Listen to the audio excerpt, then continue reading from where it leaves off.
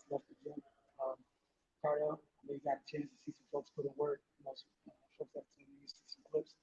Later on today, um, we had Brad Beal, Chris Porzingis, Coach Wes Unseld Jr. Addressed the following thing. I just want to share some of the things um, I think just stood out to me was Brad talking, in his ripe old age, he's a veteran right now. Talk about the process that he's taking away from watching other people compete for championships, watching other people compete in playoffs. How important it is to just kind of just in this step by step, as cliche as it sounds, um, just winning the day. Um, he talked about the importance of he made it a point to make sure he watched Danny.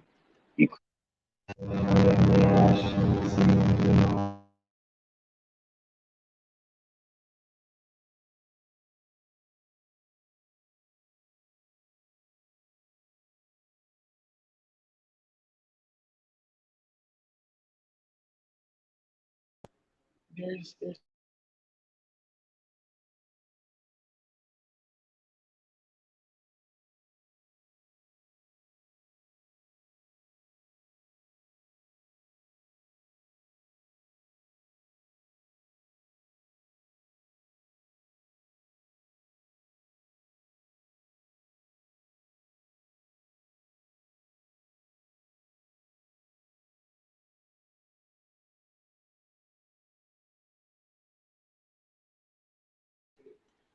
and then KD was asked about you know what side of the floor he expects to have a bigger impact on. He talked about defensively. He says people know what he can do offensively. He said even today he felt like he was maybe a beat behind on defense in terms of rotation, things of that nature. He said he wants to get back to a good level of defense. Another thing he talked about for the virtues.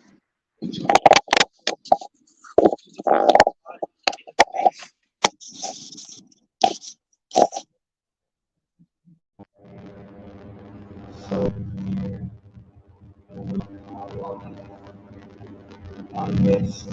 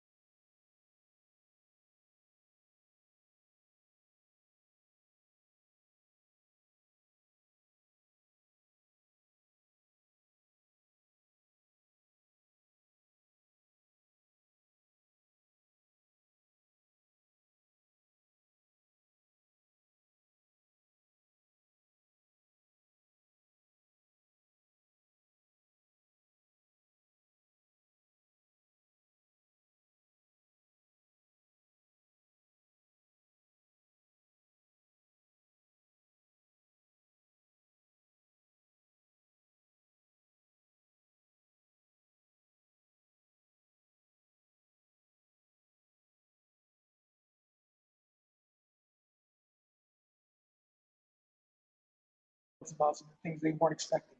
And they were saying that was one of the things he was encouraged by Kuz last year, and he saw that happen last year, was his growth as a leader. Yeah, can you hear me? Yep. All right. So from what I saw, man, Brad Bill, Brad Bill looks good. He looks sharp. He looked ready to go. He was shooting it well. Free throw, shot it well from 3 point range. Got a nice clip of that. By the way, follow the Focus on Instagram and Twitter, and YouTube, all that, and the website. You'll see it later on.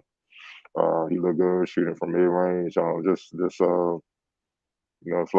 Just his rest. Yeah, surging rest. Just trying to see if he's favoring that in any way. You could tell he's not even thinking about it. He's just hooping, and that's good to see. And he looks to be in great shape. Our spirits, and they're ready to go, man. The thing that also jumped out at me was the extra work that Denny's putting in. He looks physically more mature. Stuff that you saw him do, just kind of working on getting in that mid range area and to complement his shooting from deep, and obviously finishing inside. Um, trying to Rui and those guys, Will Barton, Monte Morris, uh, same thing. Working on a lot of free throws, finishing the play, and also corner threes. You know what I'm saying? When they collapse the defense, guys gonna be open in the corner. They gotta be ready to lock and load to shoot. And another thing that jumped out was the size of this team. I don't think people understand how big they are right now. because they flying under the radar with all the some of the noise going across the league. Some of the addition like Donovan Mitchell did Cavs, they're gonna be hot for a minute. Teams they got a lot of better spotlight, hotter spotlight on them. The Wizards kind of flying on the radar, but when you walk in the gym and see how big they are, you're like, damn, And when you understand that the way they can move, the athleticism, when you see that with that size, you realize like they can give teams problems with their lineups. And, if they're committed to defense every step of the way. Not when it's just going good, not when it go bad, you just say the hell with it. No, they gotta do that. And you can tell it's just an overall better morale than last year. We just got. I know every team went through it. The pandemic was rough.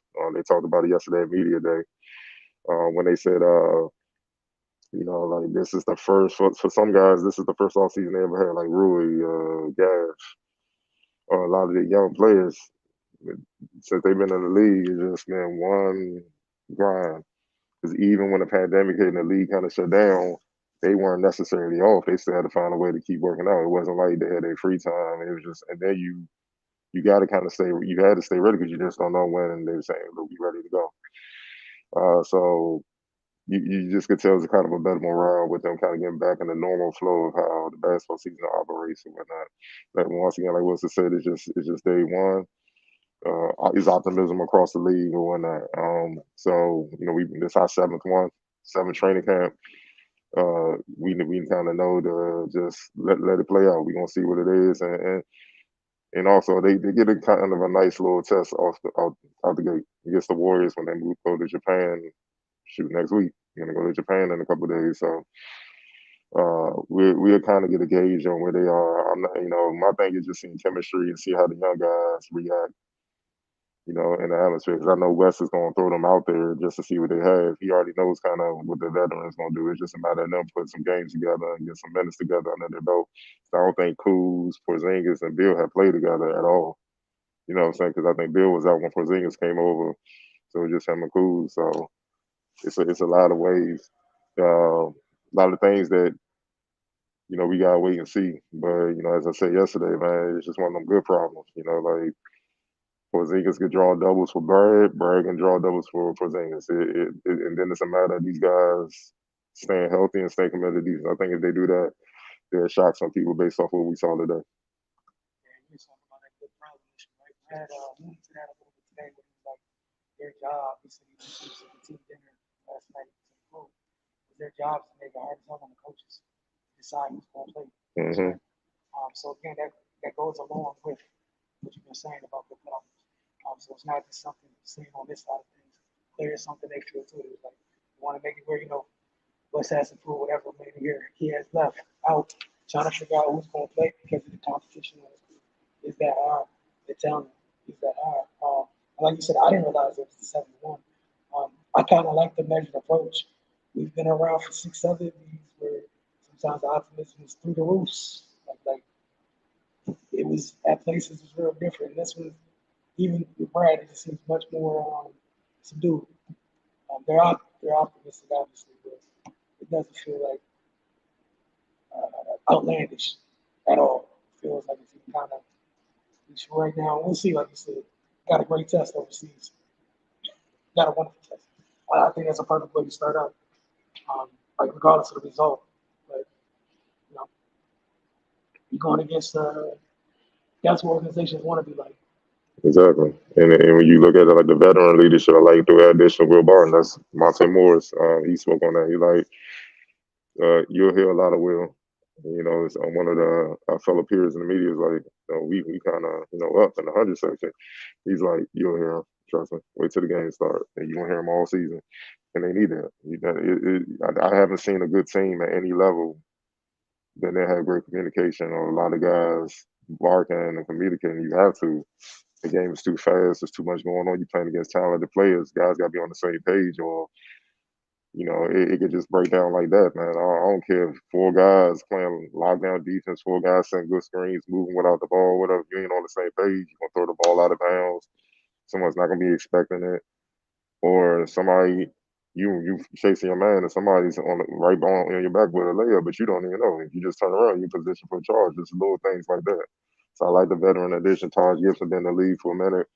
Man, we all know it applies to life. When you get older, you ain't got no cut card. Tell it like it is, man. Look, man, you complaining too much. Shut up, play ball, do that. And that's one of the things I like. You said last year, I felt killed this team. Dudes was scared to really speak up, and say what it was, man. And if it's about winning, you can't let that get in the way of it, man. And also, you gotta be producing. You gotta be doing things yourself before you can speak. And also, if you're gonna dish, you gotta be willing to take it.